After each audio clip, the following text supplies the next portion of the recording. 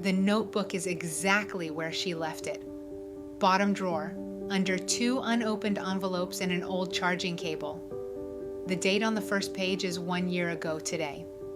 At the top, she had written, "How will I know I'm changing?"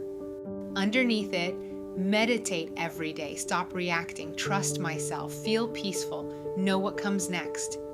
She opens to a clean page and writes, 1 year later. The pen waits. Meditation has not become daily. She still reacts. She still changes her mind.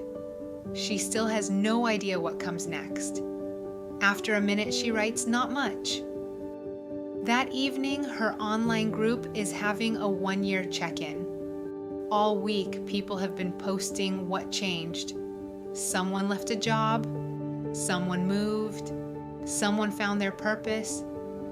She scrolls while her coffee cools, then she opens her photos. Same apartment, same couch, same kitchen table. There are no pictures of the moment she became different.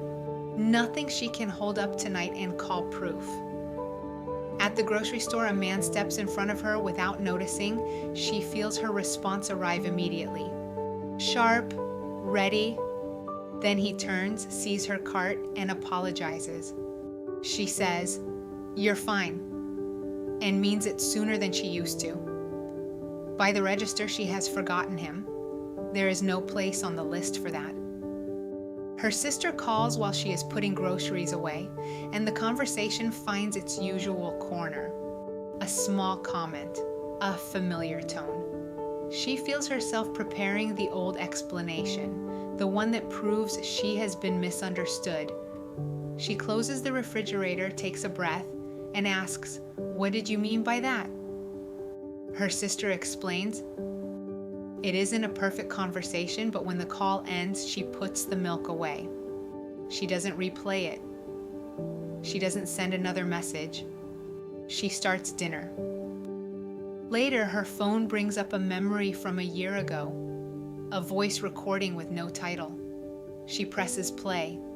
Her own voice fills the kitchen, tired, angry, trying not to cry. "I don't understand why one conversation can ruin my whole day." She stops the recording. The soup is beginning to boil. For a moment, she stands between the old voice and the ordinary evening she almost missed. Nothing dramatic has happened today. Maybe that's why it was hard to see. At 7, the group call begins. People speak about before and after. The thing they released, the thing they found, the moment everything changed. When it's her turn, she almost says she has nothing. Instead, she looks toward the kitchen. Dinner is waiting. Her sister's call is over. The man from the store is gone. She says, "I think I come back faster now." Someone nods, and the conversation continues. Maybe you have been looking for your growth in the places that are easiest to count.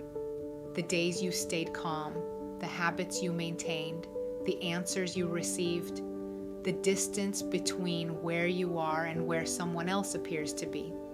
But your process was never required to resemble theirs, and growth was never promised to move in a straight line. Sometimes it doesn't arrive as more certainty, more discipline, more visible proof. Sometimes it arrives as less time spent defending yourself, less distance between being hurt and returning to your life, less need to turn every unsettled moment into a conclusion about who you are. You may still have the same questions, the same people who know where your old reactions live, but perhaps they no longer get to keep you there as long. Maybe nothing has been missing. Maybe the change became ordinary before you learned how to recognize it. And maybe trust begins when you stop asking your life to prove that you have grown. And notice how differently you are already living it. If today's conversation helped you recognize something you've quietly been living, you'll find a free introductory ebook below, along with additional resources if you'd like to continue exploring. And if you'd like to continue these conversations as new episodes are released, I'd be honored to have you join this community by subscribing.